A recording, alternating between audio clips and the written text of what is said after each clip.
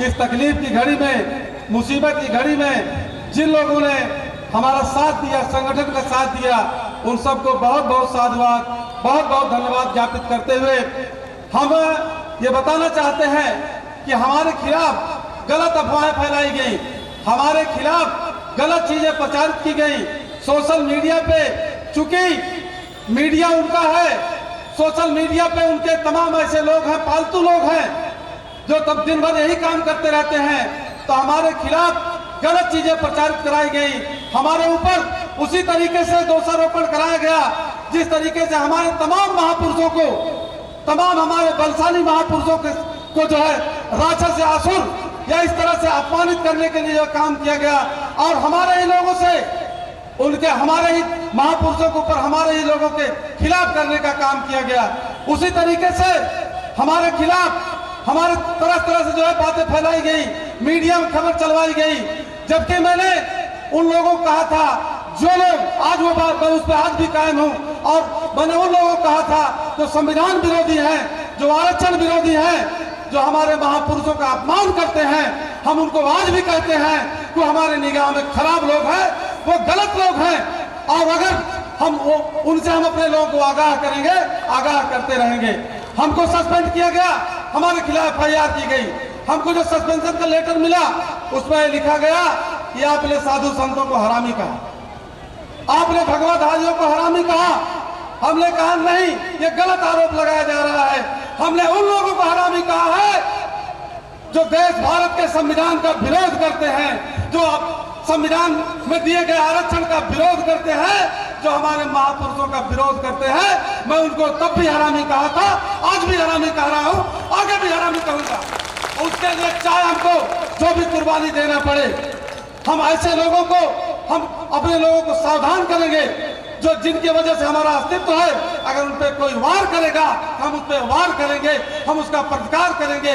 उसका अगर वो हमको, हमारे लोगों को गुमराह करने का काम करेगा, हम उसको सही बात बताने का काम करेंगे।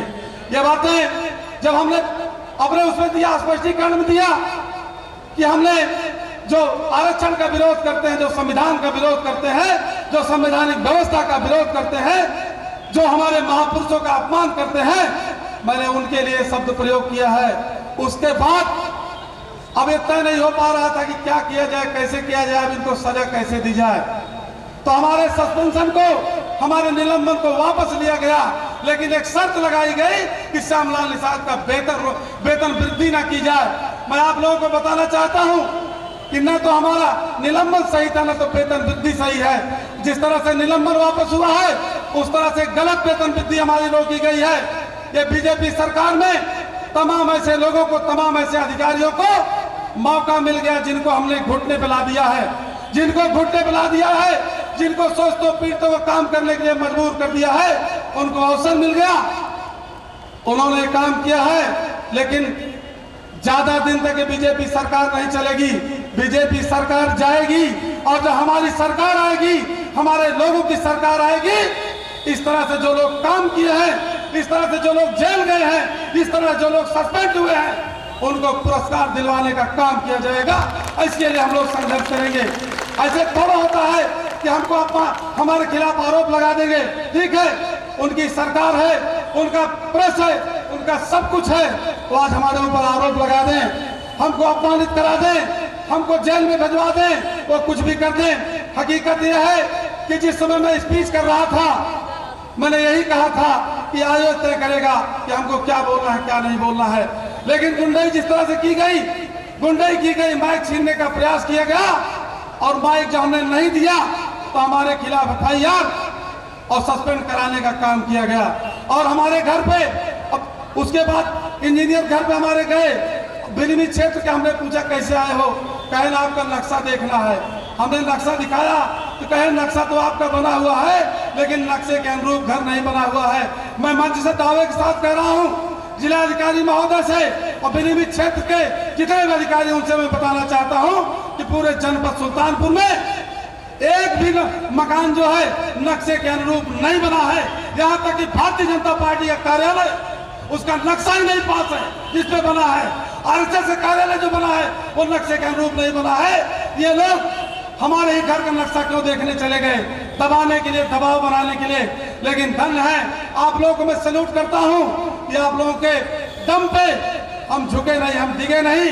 खास करके मछुआ कल्याण संस्थान और वीर एकलव्य सेवा संस्थान और इस तरह से तमाम संगठनों ने बड़ी मजबूती से लेकर के डीएम कार्यालय से लेकर के सड़क से लेकर के सोशल मीडिया तक लड़ने का काम किया, संघर्ष करने का काम किया। उस समय हमारी प्रस्तुति ऐसे की जा रही थी कि जैसे मैं कोई बहुत बड़ा आतंकवादी हूँ, बहुत बड़ा खलनायक हूँ। लोगों ने यहाँ तक कहा कि विदेशी फंडिंग होती है, इनकी जांच कराई जाए। जिशान अहमद के बारे में आरोप लगाया गया कि फंडिंग विदेश से जिशान अहमद उपलब्ध कराते हैं। तमाम लोगों ने तमाम तरह के आरोप लगाए। मैंने उस समय भी कहा कि आरोप चाहे जितना लगा लो, लेकिन हम सोशल वर्कर हैं, हम एक्टिविस्ट हैं। और अधिकारियों ने हमसे बात किया उस संबंध में, हमने कहा मैं अपराधी नहीं हूँ, मैं गुनाहगार नहीं हूँ, मैं दोषी नहीं हूँ, मैं सोशल एक्टिविस्ट हूँ, सामाजिक कार्यकर्ता हूँ। वक्त बदलेगा, आज उनका समय है हमको प्रताड़ित करा ले, एक दिन वक्त आएगा आप हमारे आदेश का पालन करोगे। इसलिए याद रखना ऐसा कुछ मत करना कि आने के बाद मुझे दया ना आए। और ऐसा नहीं, आज नहीं तो कल, मैं इसको बता देना चाहता हूँ, आज नहीं तो कल हम लोग वो संघर्ष कर रहे हैं कि बाबा साहब का जो निर्देश है कि संगठित करके दिल्ली पे राज कर लेना, दिल्ली पे कब्जा कर लेना, हम लोग उसके लिए काम कर रहे हैं। और ऐसा नहीं है कि हम लोग, कुछ लोग आरोप झूठा प्रचार करते हैं कि श्यामलाल विधायक सांसद बनना चाहते हैं। वो बहुत कम सोचते हैं हमारे बारे में। मैं सरकार चाहता हूँ, अपनी हुकूमत चाहता हूँ, अपना शासन चाहता हूँ, उसके लिए काम कर रहे हैं हम लोग। और उसको लेकर रहेंगे जब तक उसको प्राप्त नहीं कर लेंगे, तब तक ये संघर्ष हम लोगों का जारी रहेगा। आप लोगों को पुनः संकट के समय में, जिस समय लोगों को ऊपर FIR हो जाती है, लोगों को सस्पेंड कर दिया जाता है, तो लोग बगले झांकने लगते हैं, दूसरी तरफ देखने लगते हैं। लेकिन ऐसे समय पे आप लोगों ने बहुत मजबूती से साथ दिया। बहुत सारे लोगों ने, जैसे सस्पेंशन की बात आई, बहुत सारे लोगों ने 100-200 रुपया, 100-200 रुपया, 500 रुपया अकाउंट में डालना शुरू कर दिया। उनको मैं नमन करता हूँ, सैल्यूट करता हूँ। और वही ताकत है कि मैंने झुका नहीं। हमारा वेतन रोका गया, सस्पेंड किया गया, वेतन रोका गया, तमाम बाधाएं आई, लेकिन हमारे ऊपर बहुत सारे लोगों ने कहा कि आपके ऊपर तो कोई फर्क ही नहीं पड़ रहा है। हमने कहा हमारे साथ हजारों हजार लोग, लाखों लाख लोग इस संकट की घड़ी में हमारे साथ खड़े हैं। और मैं ये भी बताना चाहता हूँ कि आरक्षित सीट से हमारे लोग जो आए हैं उनको सोचना चाहिए।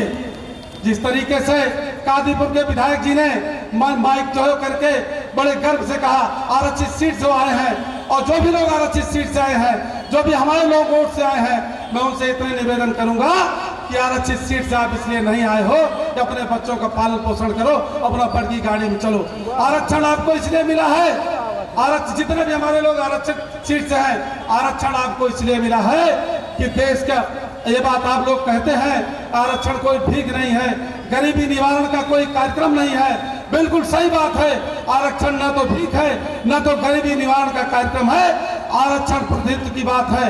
अगर आप आरक्षित सीट से आए हैं, आप जिस सीट पे भी हैं, अगर उसके पीछे जो लोग खड़े हैं उनका उत्साह बढ़ाएं, उनका जो है उनका मोटिवेशन करें। तमाम अधिकारी आरक्षित सीट से आए बैठे हैं, लेकिन जब SC OBC तमाम आरक्षित वर्ग के होने के नाते सीट पे बैठाए गए हैं, लेकिन जब कोई SC OBC पीड़ित प्रताड़ित होता है तो बगले झांकने लगते हैं। ऐसे अधिकारियों से भी मैं आगाह करना चाहता हूं, निवेदन करना चाहता हूं, अपने अंतरात्मा को दुरुस्त करिए।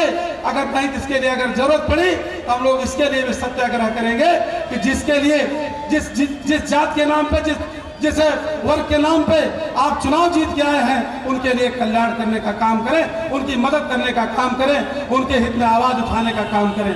ऐसा हमने देखा, बहुत सारे अधिकारियों को हमने देखा, उनका OBC सीट पे, OBC थाने पे, OBC पद पे, SC पद पे उनका, इसलिए सरकार ने उनको बैठाया कि कोटा पूरा करना है, उसको सरकार को जो है बैलेंस बनाना है, तो उनको, लेकिन उनको लगता है योगी जी की कृपा से बन गए हैं। ऐसा नहीं है, वो बाबा साहब अम्बेडकर की कृपा से बने हैं, आरक्षण की कृपा से बने हैं। अगर आरक्षण की कृपा से आप बने हैं, आरक्षित सीट से आप आए हैं, तो निश्चित रूप से आरक्षित वर्ग के कल्याण के लिए आपको संघर्ष करना चाहिए, आवाज उठाना चाहिए।